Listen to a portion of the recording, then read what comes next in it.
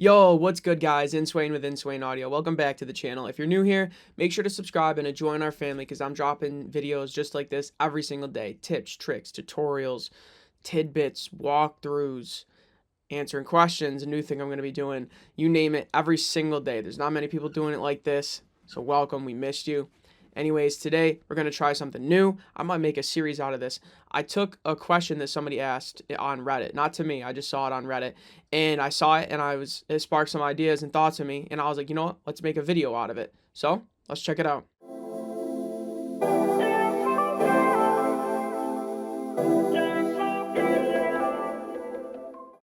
Okay, so this person asked how to get a clear mix with many elements. I said, hey guys, so I was wondering how to handle having a large number of elements playing at the same time and still achieving a clear mix.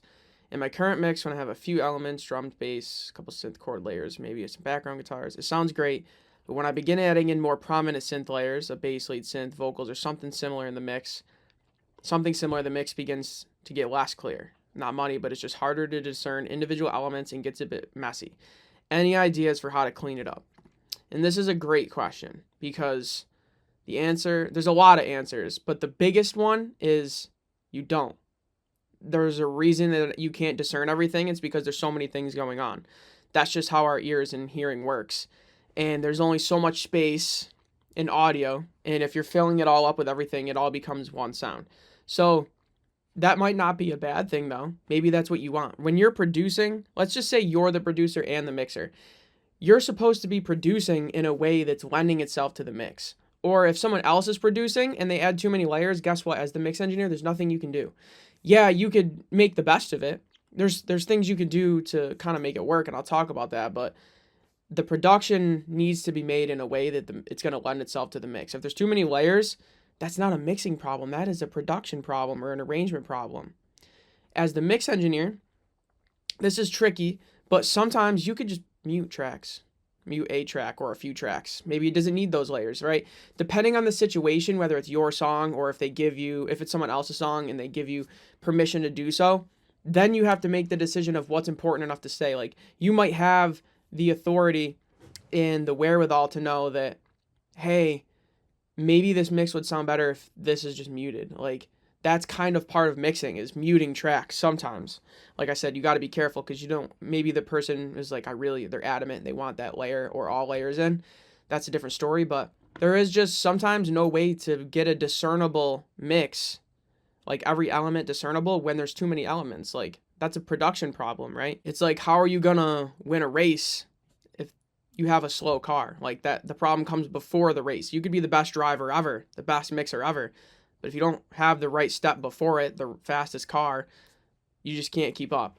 And so that's kind of how I see it. Like, if the production is wrong for whatever reason, wrong, right, so to speak, there's nothing you could do. Don't quote me on this. I believe it was Phineas, Billie Eilish's brother / producer. I believe it was him that said it, who said when he's producing, he's thinking about the elements he adds in terms of frequency, like range, right? Like, he might have like a bass or a kick for the low end, and then he's like, okay, we need something to fill out the mid-range, or reach for like synths, pianos, guitars, and then we need something for the high end, so maybe like hi-hats or like shakers, or I don't know, a higher synth, right? He's piecing the layering and the arrangement together of the production based on frequency. Because if you just have, let's say you had 5 layers and all 5 were like guitars and pianos, something that was all in the lower mids, like depending on the tones of them, the mix isn't going to come out great no matter who mixes it. Obviously, a good mix engineer is going to make the best of it. But if you produce that quote unquote properly and you space things out across the frequency spectrum, and then you gave it to that same amazing mix engineer, the mix is going to come out that much better.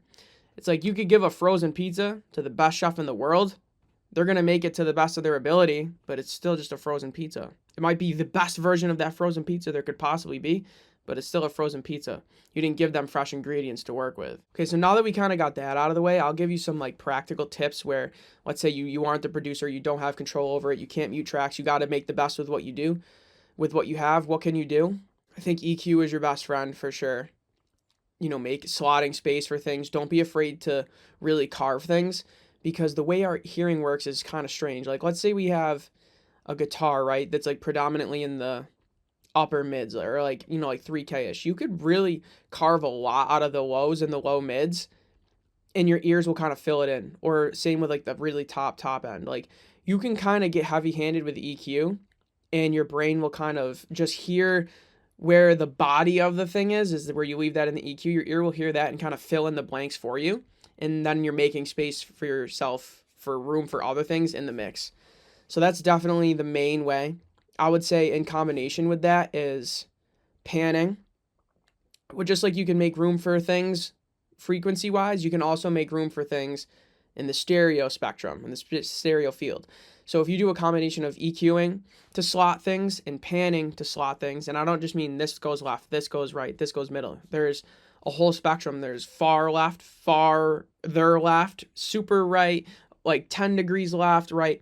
There's also 10 degrees left, but wider. So there's like from 0 degrees left to 30 degrees left, or from 45 degrees left to 90 degrees left. Like you can stretch things and shrink things and move them around. And they also don't need to stay there. They can progressively get wider and more narrow, or move and do both. There's all types of movement and motion and ways that you can get things out of the mix and also keep it interesting and not distracting.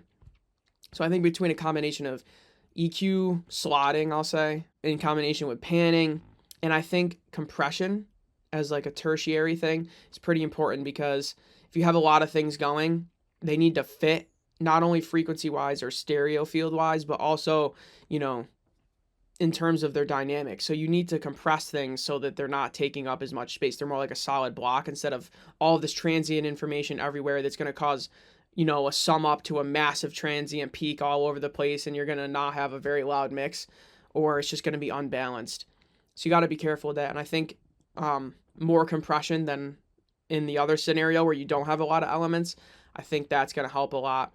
And plus, you could also use compression in the advanced way, where you're kind of using it as like a wave shaper, tone shaper, transient designer, whatever you want to say, you know, just transforming the shape of the wave. I think you can also use compression for that to help things fit in the mix. That's pretty much what I got for you. If you want to know a further deep dive into any one of these things I talked about, let me know in the comments below, because I'm always looking for video ideas. I'd really appreciate it.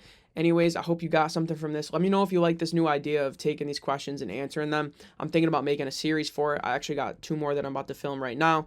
Let me know if I should find more. Anyways, guys, my name is Inswain with Inswain Audio. Please make sure to like, comment, subscribe, and share. It's a lot. I know. I'm sorry. But we're almost at 500 subscribers. I know we're going to get it. Anyways, guys, I'll see y'all tomorrow. Peace.